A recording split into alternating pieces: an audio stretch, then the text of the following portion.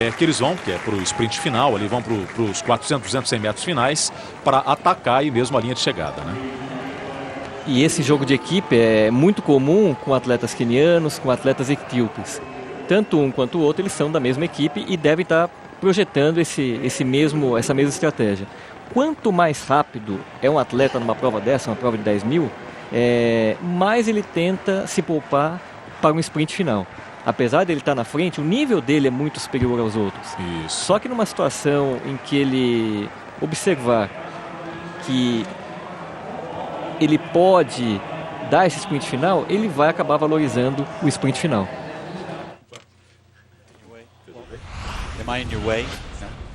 E aí a gente tem, enquanto os 10 mil metros vai para completar ali a sua primeira prova, nós temos aí os 800 metros numa imagem recuperada, para você ligado conosco nos canais ESPN. Acabamos de ganhar um reforço aqui, hein? Made em Brasília, hein, Kleber? Reforço de peso, completando a nossa equipe. Boa noite, Márcio. Falta só Edemar Alves agora. Tudo bom, Márcio? Tranquilo? Tudo tranquilo. O avião... Não, atrasado nada, adiantado. O avião que deixou chegar, né? O pessoal me deixou chegar, saindo de Brasília, que tá um caos. O pessoal me deixou chegar. Estamos acompanhando aí a prova do 10 mil.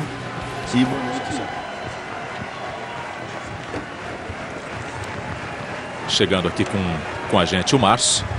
Vamos acompanhar ao lado do Kleber Guilherme. Bom, agora sim, já respirou, já chegou. O avião veio trazer de jatinho aqui particular, que veio de Brasília direto para cá. E vai estar com a gente aqui. Estamos acompanhando aí os 10 mil metros para os homens. Vai dar tempo ainda de acompanhar os 10 mil metros para as mulheres. A gente inclusive traçar a projeção dos brasileiros. Agora sim, já respirou, senta, fica tranquilo. Bom, boa noite, amigos dos canais ESPN. Queria agradecer o pessoal aqui da ESPN e acompanhar essas provas maravilhosas aí do atletismo. Vamos ter 10 dias de provas aí, de seletivas para todas as modalidades, a exemplo do que acontece em vários outros locais do mundo, né? Estão terminando as datas ou os prazos para fazer índice para os Jogos Olímpicos. Então vamos acompanhar algumas provas aí nesses 10 dias do melhor, do mais alto nível do atletismo mundial. Um pequeno intervalo, deu uma pequena queda lá no sinal, deve ser a chuva da geradora do estádio, a gente volta já já. Como seria o cassino online dos seus sonhos?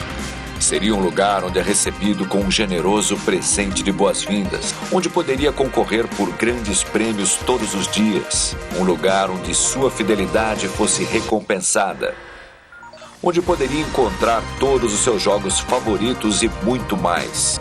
O cassino online dos seus sonhos já existe. Pare de sonhar. Comece a se divertir. Spin Palace. As batalhas que contam não são as que valem medalhas de ouro.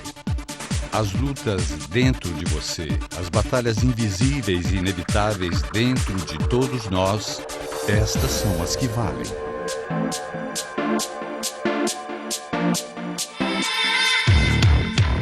Jogos Olímpicos Londres 2012. Você já entra no clima aqui.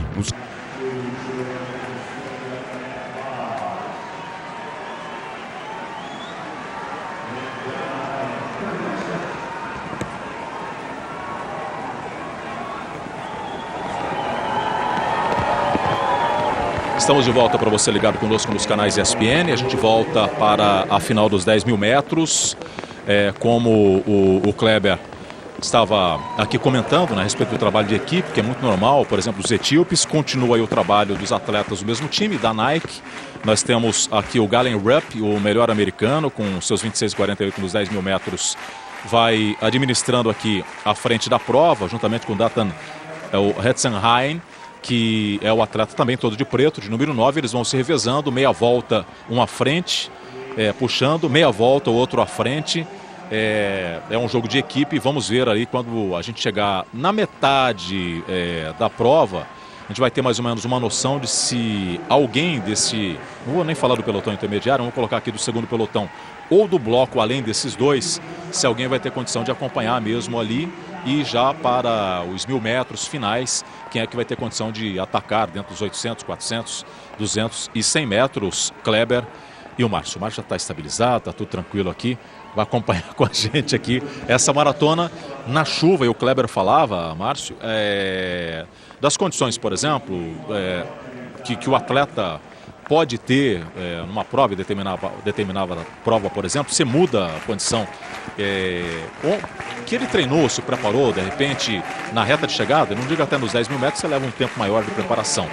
Mas, de repente, muda, começou o dia hoje de competição, começou com um tempo legal, para o atleta do decathlon, ele pegou o começo das competições com as primeiras provas em tempo seco, depois já fechou com chuva nos 400 metros, agora o atleta dos 10.000 metros, se há tanta diferença assim daquela preparação para aquilo que ele vai ter de rendimento na chegada ou para o resultado final dele, numa finalíssima como essa.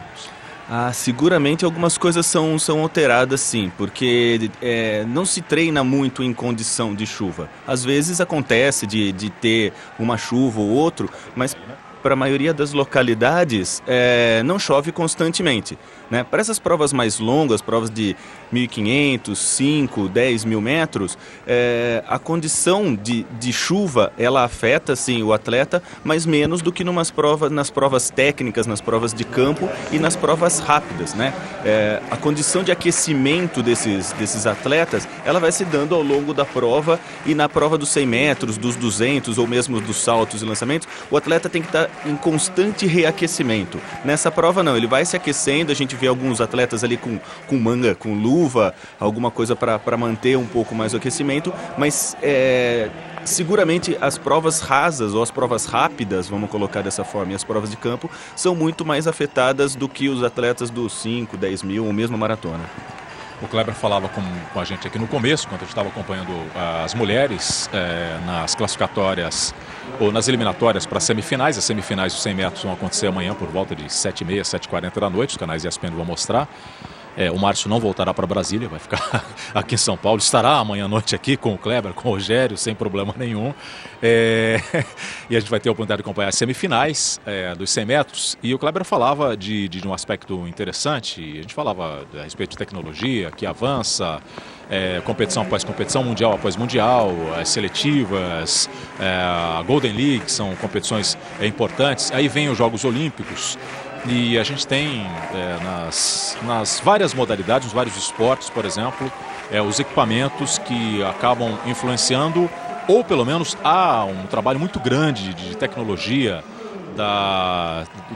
dos materiais que são fornecidos, dos patrocinadores, para que isso possa potencializar, por exemplo, aquilo que já há no biotipo de forma natural do atleta. O que é que pode representar, por exemplo, numa prova de longa duração, como essa, por exemplo, dos 10.000 metros, um equipamento que possa extrair mais do atleta? Há essa possibilidade? Ou, de repente, estendendo a pergunta para os dois, porque os pontos de vista são interessantes, né, importantes, isso para que a gente possa passar para quem está em casa. Isso pode ser capitalizado ou é o biotipo mesmo que define e pronto?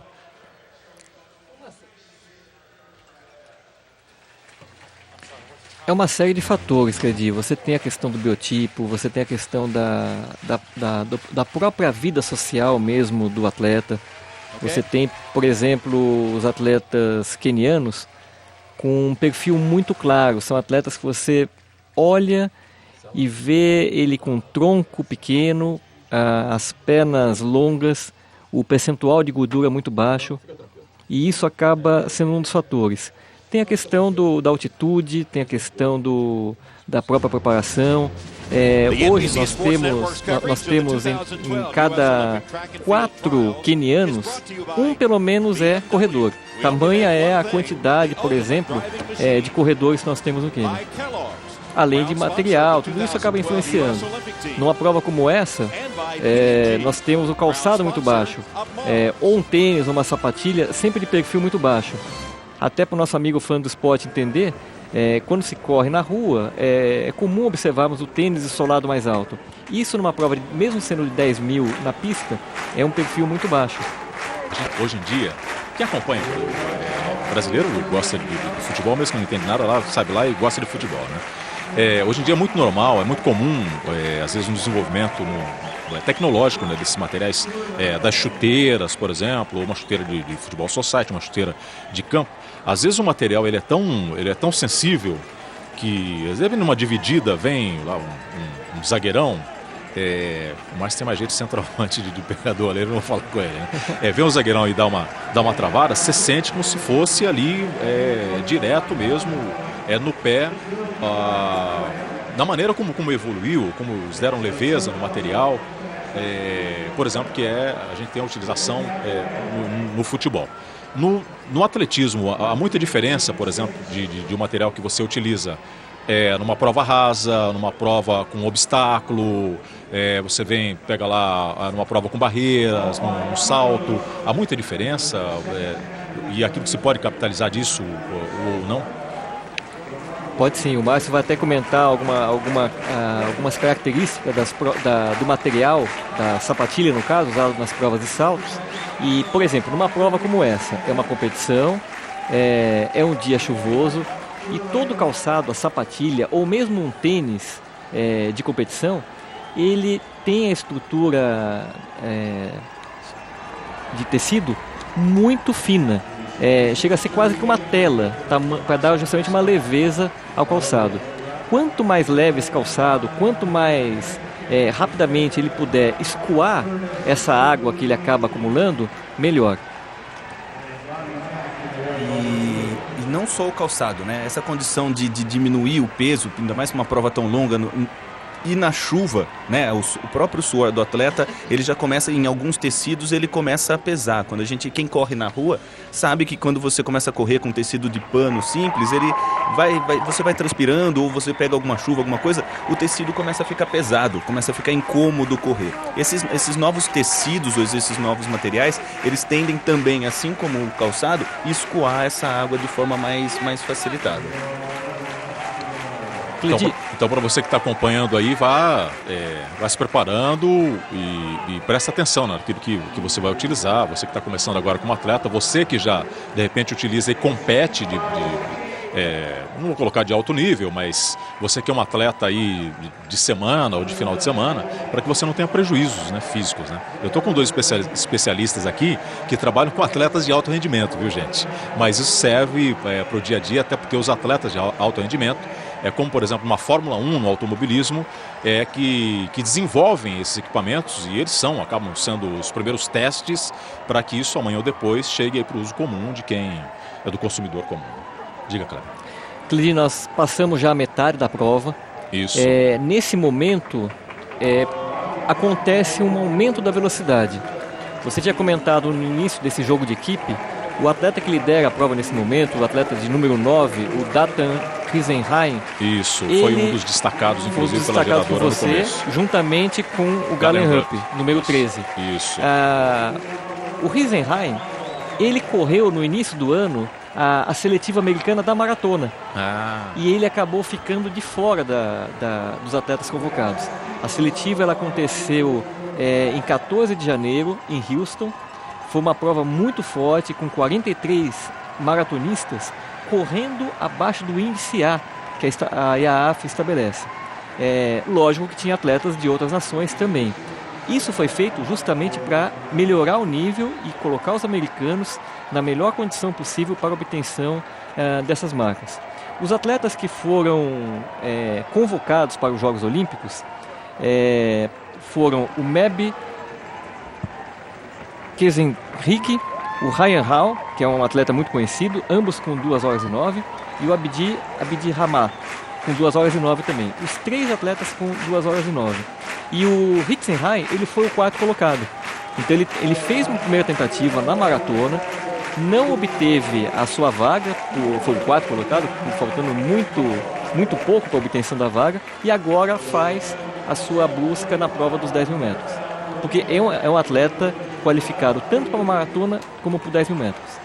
Interessante isso, e o Kleber chamou a atenção para você que está nos acompanhando. A gente entra, ou parte para a parte um pouco mais veloz dessa prova. A gente tinha ali acompanhando os dois, acompanhando o Ritzenheim e também o Galen Rupp, o Joseph Chirley, que deve ter, a gente tem se acostumado, né, com a São Silvestre, aqui, com os etíopes e no mundo todo, né, que deve ter uma ascendência etíope, estava ali acompanhando os dois em um bom nível, mas já vai ficando. Ele estava ali em terceiro plano, nesse momento salta para a 7ª colocação e começa a ter um acompanhamento mais de perto. Vamos ter a geradora se aproximando do Gallenbrup e do Heisenheim.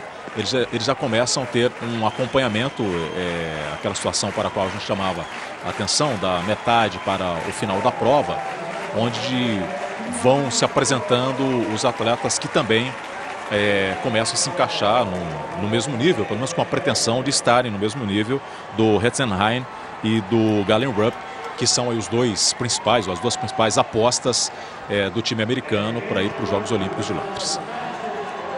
E o Heisenheim, por ser um corredor de maratona, ele é mais lento que o Gallenbrup.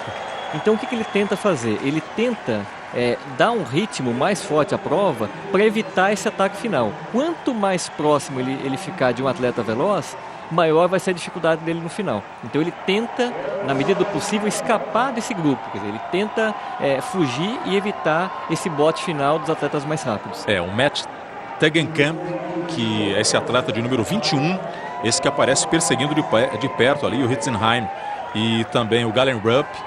O Tegenkamp tenta pelo menos acompanhar, né? Esses dois atletas, são dois atletas do mesmo time. O Kleber disse aqui no começo que aí a estratégia é a estratégia de equipe. A gente já percebe já um certo desgaste na fisionomia do Gallenbrup, que vai perseguindo, e um pouco mais tranquilo o Heisenheim, pelo menos pela fisionomia, um pouco mais tranquilo o Heisenheim. E já formando o segundo pelotão aqui atrás, começa a aparecer também o Chris Derwick. Chris Derwick ali neste momento estaria ali com a 5ª colocação, e formando lá um primeiro pelotão, um estranho no ninho, que é o Tegenkamp. É o terceiro colocado neste momento, mas vamos ver para o sprint final. Ele já entra no momento da definição da prova, passando aí dos 20 minutos, o melhor tempo do Gallenbrup, o melhor americano, 26:48. É um momento delicado para os dois, e aparece um ataque por fora também, o Sayenko, Mikhail Sayenko, aparece por fora também o Mikhail Sayenko com o Tegenkamp. São os dois intrusos se encaixando naquela situação para a qual você acabou de chamar a atenção, Kleber, que era aquela administração, né, que o Gallenbrup e o Heisenheim deveriam trazer para a parte final da prova para evitar esse ataque. Com um pouco mais de velocidade, quem se preservou mais na Márcio, ali da metade para o final da prova, para vir atacar agora no momento da definição da prova, da classificação. E a gente já percebe que eles têm, apesar do trabalho de equipe, olha lá, que eles voltam a estabelecer aqui na frente, mas aí já há uma exigência maior dos dois, né? Já há uma exigência maior dos dois. Aí não é só controlar como eles controlaram no começo da prova, não. É uma perseguição interessante do Tegenkamp, que é um atleta também da Nike, mas ele tem uma composição ali de patrocinadores, Nike, Oregon Elite. Não é vamos colocar um atleta puro Nike, né, como são os outros dois. O Márcio acabou de olhar esse lado aqui, um puro sangue, vamos colocar assim. Mas são os três que vão se destacando, pelo menos vão conseguindo administrar essa parte final da prova. E para complicar ainda a vida do Heisenheim, o Matt Tegenkamp, ele é um corredor também de 1.500, especialista em provas de 1.500, de milha. É um outro atleta que pode surpreender no final pela sua velocidade. Esse ano ele correu 3:41 no 1.500, uma marca não para ganhar uma medalha olímpica, mas uma marca muito boa para um corredor de 10 mil. Há poucos brasileiros hoje que correm 3:41 no 1.500. Esse que aparece aí, com detalhe de verde na frente do uniforme todo preto, na camiseta de verde, vai acompanhando. A gente percebe pela fisionomia, não é, Márcio, do Tegenkamp, de que ele está fazendo uma clara estratégia de administração para os metros finais. A gente percebe pela fisionomia ali, e um pouquinho mais... A fisionomia às vezes engana, né? Tem atleta que às vezes parece que ele vai acabar e não acaba nunca, né? A gente percebe do Gallenbrup um pouco mais de desgaste na fisionomia do Gallenbrup. Já dá um up final Heisenheim, e perseguido de perto pelo Matt Tegenkamp. É interessante a estratégia do Matt Tegenkamp. Os três se desgarram no bloco, e o Tegenkamp olhando, observando, me parece mais administrando o Tegenkamp, o atleta de verde, do que os outros dois. O Tegengamp tá numa posição muito confortável ali, por estar por dentro. Quanto mais próximo da raia 1, menos o atleta corre, né? A gente vê aí o Rupp tendo que abrir um pouquinho mais essa corrida e para as raias externas ele acaba correndo mais do que os outros. Daí talvez até essa fisionomia de estar um pouco mais cansado. Ele tem que se desviar constantemente dos calcanhares do primeiro colocado e correr um pouco mais, enquanto o Tegenheim por dentro consegue ficar numa posição mais confortável, tanto de distância para o primeiro atleta, quanto em condição de corrida por estar mais por dentro na raia interna, bem próximo da raia interna. Vamos aí para 3 voltas e meia para o final. Na passagem da linha de chegada ali, 4 voltas, dá uma administrada, dá uma olhadinha o Galen Rupp, o número 13, aqui na frente o Hetzenheim, com o número 9, número 21, o Matt Tegengamp, visivelmente administrando a sua estratégia ali por dentro, com absoluta tranquilidade. Na perseguição, os 3 já se desgarram, deixando aqui para trás, no segundo pelotão, o Mikhail Sayenko, que tenta ali numa quinta colocação, quinta colocação, brigando por uma 4ª colocação ali atrás do Mikhail Sayenko. Eles já começam a chegar, estivéssemos numa pista de automobilismo em retardatário, já começa a colocar uma volta, ou chegar, né, no rabeira do bloco aqui atrás, e tenta dar um sprint. Galen Rupp dá um sprint, deixou o Hetzenheim para o Matt Tegengamp. Deu um sprint, de repente, para tentar administrar, né, para as 2 voltas finais ou na volta final, esse sprint que ele deu ali. Recebe uma orientação da sua equipe de diretor de prova e dispara o Galen Rupp. Galen Rupp dispara, e é interessante, o Galen Rupp dá essa disparada com essa distância, uma hora dessa da prova. E aí não tem muito o que fazer mesmo, Cleide. Quando você tem um atleta rápido, um atleta especialista em provas mais curtas, esse final de prova ele acaba levando uma ampla vantagem sobre aquele atleta que se prepara para uma prova mais longa. É sempre questionamento, mesmo com atletas amadores. Há muitos atletas amadores hoje que querem ir muito cedo para a maratona. E sabendo que ele poderia até melhorar seu resultado da maratona se competisse numa prova de 5 mil metros, numa prova de 5 km, uma prova de 10 km. E isso é importante o nosso amigo fã de esporte entender. Como é importante você mesmo fazendo uma prova de rua, mesmo que você não tenha aquela marca para chegar a uns Jogos Olímpicos, mas se você quer melhorar o seu resultado, você deve também fazer provas mais curtas, não somente treinar para a maratona ou treinar para São Silvestre, sim ao longo da temporada se preparar para provas mais curtas. Isso dá velocidade e acaba ajudando muito a sua melhoria de desempenho. O Galen Rupp falou para o Hetzenheim: segura que o filho é seu, vou embora. Ele já meteu uma volta ali para cima do Joe Simpson.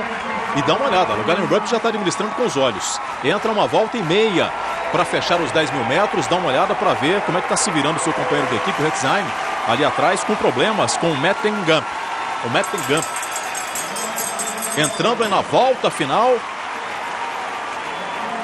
O Galen Rupp mostrando de que a principal aposta valeu. O Galen Rupp com sobras muito próximo do tempo dele, 26,48, o melhor tempo americano, o melhor tempo dele nos 10 mil metros, justificando a aposta para os 10 mil metros, o Galen Rupp. Olha como ele vem já para meter uma volta em mais um retardatário. 1, 2, 3 já ficaram pelo meio do caminho e assume a segunda colocação aqui atrás o Matt Tegengamp. O Tegengamp assume a frente do Hetzenheim. Hetzenheim não teve como segurar o Tegengamp. O Tegengamp atacou o Hetzenheim, que não vai ter aí, nessa meia volta de chegada, gás para buscar o Tegengamp, não. Se define com a primeira colocação o favorito, o Galen Rupp, para os 10 mil metros, aí ovacionado para o público, vai para a linha de chegada, 27, 25, 31, Galen Rupp acima do seu tempo, 26,48, passa o Matt Tegengamp com a segunda colocação, terceiro lugar do Dathan Hetzenheim. Os 3 melhores colocados, aí abraço dos 2 da mesma equipe. Galen Rupp justificando a aposta como o melhor dos 10 mil metros. Sobrou o cara na volta final tinha gás ainda, estava carregadinho o botijão dele ainda, para essa volta final, o Galen Rupp, justificando a aposta nos 10 mil metros do time americano como o melhor dos 10 mil metros. E aquilo que você falou, né, Cledi? Apesar da cara feia que ele estava fazendo durante a prova aí, o botijão estava cheio mesmo e tinha bastante gás. O Tegan Gump é um atleta, a gente consegue ver um atleta bastante alto, bastante longilíneo, e isso para a maioria deles facilita, porque quanto maior a estatura, maior a amplitude de passada, e ele economiza energia nas passadas, podendo investir na velocidade. Que nesse caso não fez o efeito desejado, mas está aí uma medalha de prata na seletiva americana. Não fez em relação ao Galen Rupp, mas fez em relação ao Dathan Hatzheim, esse daí é o número 9. Né? Hatzheim, quando deu uma olhada para procurar o Tegan Gump já tinha disparado. Aí os tempos deles, 27, 25, 33, no tempo retificado, 27, 33, 94, 36 e 9, Hatzheim, o Tegan Gump e o Rupp, os 3 melhores aí dos 10 mil metros do time americano que vai para Londres nos Jogos Olímpicos. E o interessante, Cledi, que nós já imaginávamos isso mesmo, os atletas mais rápidos levando a vantagem no final, mas o Hatzheim, ele acabou sendo até mais reconhecido pelo público do que os outros. O terceiro colocado, por quê? É aquele caso que nós comentamos, ele já tinha perdido a sua vaga na maratona, liderou a prova inteirinha de 10 mil metros, justamente para tentar a vaga nos 10 mil. Então, isso o público reconheceu. Apesar de ele ser terceiro, ele foi mais aplaudido do que o primeiro e o segundo colocado. É verdade. O carinho da torcida foi exatamente isso. O telão continua focalizando aí os 3 do time americano, que estarão nos Jogos Olímpicos de Londres, que você vai acompanhar nos canais ESPN, os 3 melhores desta prova dos 10 mil metros. E a gente já viu ali as meninas se preparando, daqui a pouquinho vem a Alyssa McKay, Kelly Johnson, sendo pelo menos focalizada ali no trabalho de aquecimento, que vem daqui a pouquinho para os 10 mil metros para as mulheres, que é a prova que vai fechar a programação de hoje da eliminatória americana para os Jogos Olímpicos de Londres. Shalana Flanagan, que é a melhor americana, 20, 22 e 22, é o melhor tempo dessa temporada, vai correr com o número 22. É uma atleta do mesmo time do Matt Tinginger, Nike Oregon Elite.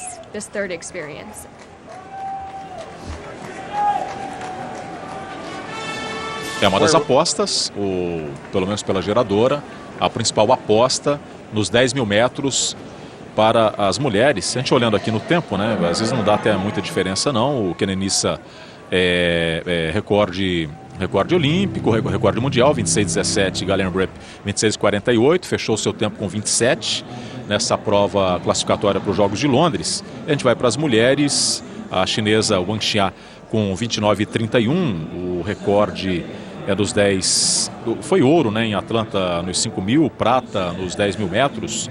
O recorde é dela, Shalana Flanagan, com 30, 22 e 22. É o melhor tempo das mulheres. E se confirmar aquilo que nós tivemos aí entre os homens, deverá também aí vencer essa prova, mas de repente com um alto nível de competitividade, espera-se da mesma maneira como nós tivemos também entre os homens, pelo menos com 3 competidores chegando ali praticamente no mesmo tempo nessa final masculina dos 10 mil metros. Não, Kleber e Márcio. Outro dado interessante também